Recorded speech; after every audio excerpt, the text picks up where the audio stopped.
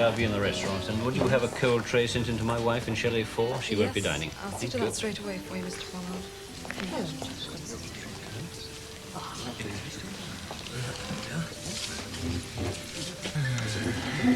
Thank you, Stuart. Well with it? Thank you. Well, sir? We were lucky to get a table. Only bit of luck we've had all day. Yes, well, it's over now. We're back home, safe and sound. Do you know how much that garage charged for tow and to give us a lift? I can make a guess. Blooming scandal. Well, I thought I was hungry, but I don't fancy any of this. Yeah, I'm famished. Haven't had a thing since lunch. What I'd really like is a cup of tea. Well, if you want a cup of tea, order one. Well, that'd be putting them out. I mean, they're busy taking orders for dinner. That's what they're here for, lass, to look after people. Miss! Tom! Wait a minute. Can't you see she's busy taking an order? I'm sorry. Just the way I feel. No good taking it out on girl. It's been a bit of a letdown, hasn't it? Our break in the country. Well, it didn't turn out quite as we planned, but holidays seldom do. I wanted everything to be so nice for you. I was looking so forward to it. Same old pub, same walks we used to take. You can't go back, Tom. We were daft to try. Suppose you're right. Anyway, why worry about the past? It's the future we should be thinking about. I could try something light, like an omelette. Miss.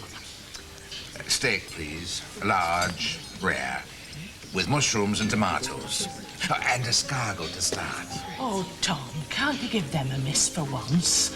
Snails, indeed. I haven't got much of an appetite as it is. I'll just have a plain omelette. You're back home now and you'll have to get used to plain English cooking. Take it or leave it. Are you telling me that if I don't change my eating habits overnight, the wedding's off? Just putting my cards on the table, that's all. I dare say there's one or two things about me you want changing. Aye. Benny, it's got to. What's that? Means something. What? Having that much money's bound to make a difference. Of course it ain't. Of course it is. It's a very serious business. That's what they said. Them that sent the letter. I think maybe we should have let Mrs. Reed and that Alan handle it for you. No. I told you that my dad didn't want that. There you go. Tom. But if they ploughed it into the family business, then, well, that way it would always be there. There. Waiting for you if you wanted it. But that's what they say at the bank. No, but if it was in the firm, it would be... Well, it would be working. What? The money. What are you laughing at? Money worker. Well, of course it would. Yeah, it's funny though, isn't it? Look, Benny, Money worker. just a minute. Will you listen to me? Benny, will you listen a minute? Now, you haven't told anybody, have you? About what? About what your dad's left you. Oh, yeah. Oh, blimey. Well, I showed them, didn't I? You showed them? Yeah, me watch. No, that's all right. I'm talking about the money. Have you told anybody about the money? No. Right, well, don't. Because there are people who'll take advantage. We've got to guard against that, right? Yeah. And the only way to guard against it is by not telling a soul. Now, do you understand what I'm trying to get at? Nobody, Benny. But what about Mrs. Reed and Alan? They know. No, that doesn't matter. I'm talking about people here. People in the motel. People you work with in the cafeteria and that. Now, I know most of them are trustworthy enough, but it only takes one. Benny, do you promise me you won't breathe a word? Of course. You know this is smashing. Benny, I'm serious. Well, so am I. It's really nice. You're welcome. Your champagne. Oh, thank you very much. Oh, Jill, Oh, hello. will you join me for a moment? Yes, all right. What do you have to drink? Oh, nothing. Oh? Merry. No. You sure? So, he's left. Yes, look, I'd rather not talk about it if you don't mind. Yes, I understand. But there is something I should like to say. I feel a sense of responsibility. Do you? Yes. I brought Valerie here. If our marriage had been more secure, she wouldn't have... Look, It took both of them. There is something else I should like to say, at the risk of making you very annoyed or possibly upset. He wasn't right for you, my dear. You're well out of that marriage. Yeah, it's funny. Odd, I mean. I often try to visualise myself actually married to Adam. You'd think that'd be easy, wouldn't you? We'd be living together, but married. You know, I'm very fond of children, and yet we never spoke about having them. We spoke about everything else, you know. Where we're going to live, holidays, business, but not children. Well, perhaps I never spoke about them. My dear, I do honestly believe he wouldn't have made you a good husband. Perhaps I'd have made him into one? Oh, well, we'll never know now, will we? Be able to do things. Like? Well, anything you've got in mind. I don't know what. Well, you could buy yourself a new flat for a start. Already got a new flat. No, you haven't. Not a room in Mrs. Price's. I mean, a place of your own. Well, maybe not. You could travel. Travel? I had enough of that with Seamus and Pat Grogan, Proper travelling, Betty. I mean, on planes and boats and staying in hotels. Wouldn't like that. Well, one of these days you're going to wake up one morning, you're going to think, that is what I want to do, and you'll have the money to do it. Well, you will. Oh, Benny, it's waste, that's what I'm on about. I don't want you to see you frittering it away with nothing to show. Why'd you do that? Well, handouts to all and sundry for a start. I'm not having that. At all costs, Benny, I'm not having that. It's a lot of bother, innit? What? Money. Oh, it is if you haven't got it. Is there anything that you want? Me? Anything at all? What do you mean? Well, if you want anything, I'll get it. Benny, I don't want anything.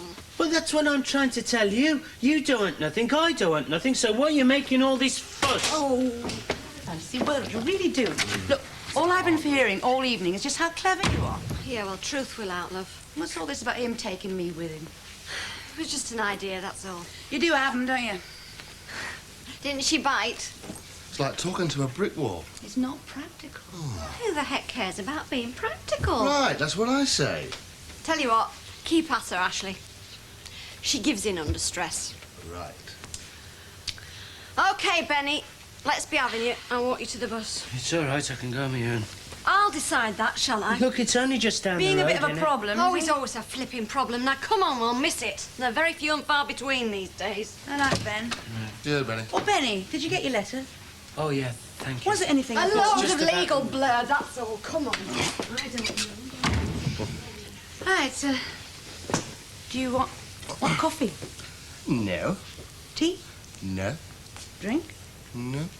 Nothing. I didn't say that.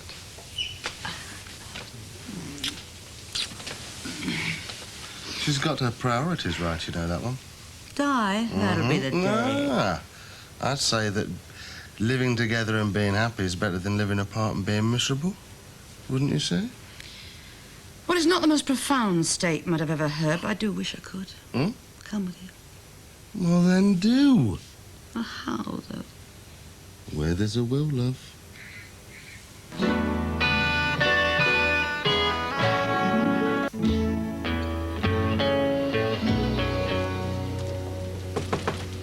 Come in, if you're good looking. Mr. Rupert, it's the gentleman, that's the car. Mr. Logan, isn't it? Hey, break it gently. What's damage? Oh, well, it's just a bendix spring gone on the starter motor. You'll be able to fix it up, though, won't you? Oh, sure, no problem. You can pick it up tomorrow, really. I'll just go and see if we got the part. I won't be a minute. Excuse me, Benny. I was sorry to hear about your father, Benny. The doctor said if you'd lived like you'd never been the same again, he couldn't have worked or nothing, and he wouldn't have liked that, would he? No, love, he wouldn't. Oh, look, they gave me. Oh, wow, that is nice. What a beautiful watch. Yeah, it's an Hunter. Half Hunter. It's a funny name, isn't it, like Mr. Hunter's? It's gold. Oh, I can see that. You'll have to take great care of this, Benny. It's very valuable. Look at that, Tom. I haven't seen a watch like that in years, have you? Hey, it's a rare old piece, all right. This is Mr. Logan, Benny, my fiancé. I've spoken to you about Benny, Tom. Aye. Hello, lad. How did you come across the thing, then? His father left it to him, family heirloom. Hey. Some people would give a lot of money for a watch like that. Ah, they would that. Have you thought about selling it? Oh, no, I'd never do that. Certainly you could do with the readies in your pocket, couldn't you? I'd make you a fair offer. I've always wanted one of these. Mr. Logan, my dad gave me this. And it's something to remember him by. Yeah, will you hang on to that, Benny? Money isn't everything, don't forget. Of course it isn't. I'm surprised at you. Yeah, well, I'll get back to work. Okay, Benny. I'm sorry. I didn't mean to upset the lad. Just thought he might be able to do with the money. He wouldn't part with that watch for a king's ransom, Mr. Logan. Not even if he needed the money. Morning. Post. Morning. Morning. It can't be the first time that poor old J. Henry's had to grin and bear it. Poor old J. Henry. Mind you, she's too much for him to handle. He's besotted with her. I find it really rather sad. Good morning, Mrs. Hunter. Mrs. Harvey. What are you doing here, Doris? You weren't due back until tomorrow. Well, we had to cut the holiday short, so I thought I may as well come back into work if that's all right. What happened? Well, the car broke down for a start and we had to be towed back by a truck. Oh, well, that's expensive. Yes, and uncomfortable, and bruised all over. Well, couldn't you have had the car repaired in the village? I mean, you've lost 2 whole days. Well, we would have if there'd been a village. The place was hardly recognisable. Nothing was the same. Oh, how disappointing for you. Yes, well, I've always said it was a mistake to go back over old ground, and I was proved right. So perhaps the holiday wasn't a waste after all. Well, I'll go and get into my overall and start work. It's nice to be back. Oh, dear. I don't think it was just the car that went wrong. No, she did look a bit grim. Oh, dear, look at the time. I'd better take these postal bookings through to Mr. Paul, or he'll be stamping his tiny feet. OK. As than yesterday, a little softer, it was a little too hard. OK? Right, Thank yes, you very Mr. much. Paul. Oh, good morning, Mr. Paul. Morning, Mrs. Harvey. Postal bookings. Thank you. Looks like another busy evening. Oh, by the way, Yes? Kathy starts as housekeeper tomorrow, I understand. Yes, that's right. And that means she'll be addressed as Mrs. Brownlow. Well, you know, I feel sorry you're giving up the post, but I'm sure she's an excellent choice. I'm glad you approve. Is that right, Mr. Chance left last night? Yes. An unexpected crisis. Oh. Will he be away long? Probably for good. And the answer to your next question is yes, the engagement is off. I'm not making a secret of it. I really am very sorry, ma'am. Well, don't be. Any sympathy is quite misplaced. In that case... Look, in that case, please, just leave it alone. I mean, the whole thing is a totally private affair, although the knowledge of it has been rather public. I understand. Good morning, Paul.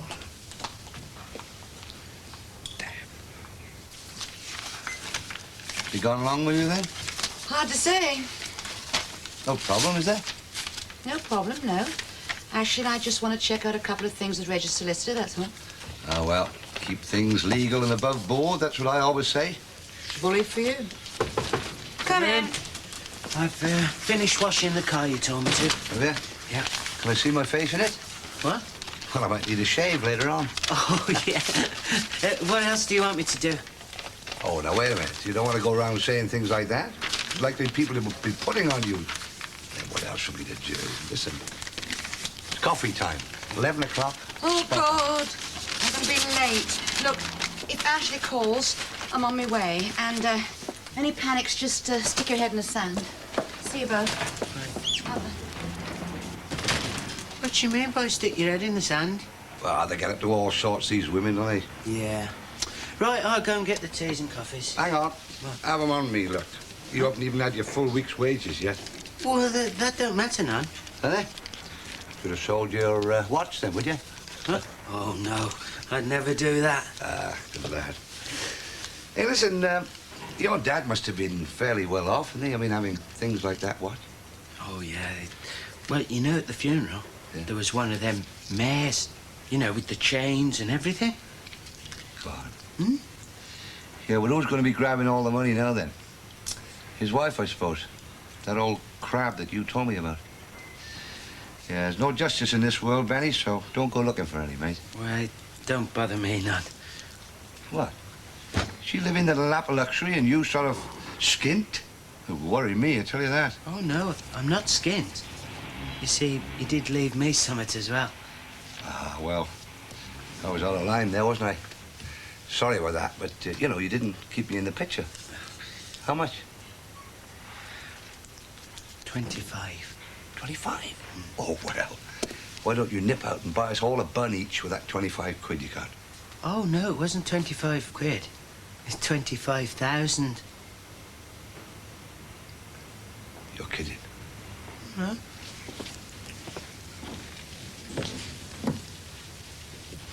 Oh, lovely. Thank you. Oh, hello, J. Henry. Good morning, Barbara. How good is your French? Oh, adequate for ordering breakfast or a man out of my room, but translating one of Proust's stanza messages is a bit of a struggle. Why? Well, I wonder if you would take a message from me if one comes through from Strasbourg. A man named Grottier. If you tell him that I'm going to Nottingham this afternoon, I'll be back at about 7. Yes, I think I can manage that. Or even better, Rashida could. Thank you. Have you seen Jill this morning? Yes. And? She's extremely hurt. I don't suppose any of us knows quite how much. Oh, yes, I do. And I can't help feeling a sense of responsibility about what happened. Well, that's absurd. Oh, no, it isn't. You see, I created the situation which made what happened virtually inevitable. I would have thought that your wife and Adam were responsible for their own behavior. Why, in a way, I drove Adam to it, you see. I warned him off. And I knew that that would make Valerie do her damnedest to encourage him. But why? Oh, simply because I had warned him off. And for the same reason, Adam was determined to show that he wasn't afraid of me. So you see, I set it up. I suppose I was trying a test of strength with Valerie. You know, sometimes I find you quite baffling.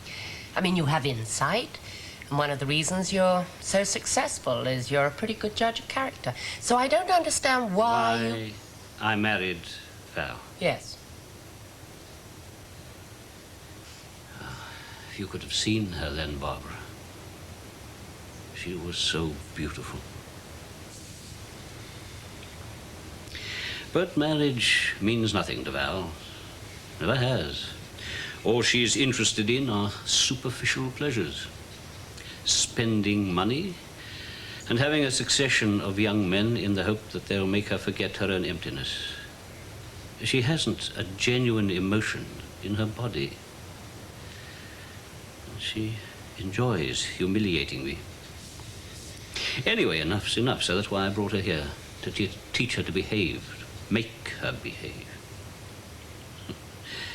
She's made my life hell. Then why don't you divorce her? I mean, why do you put up with it? I love her.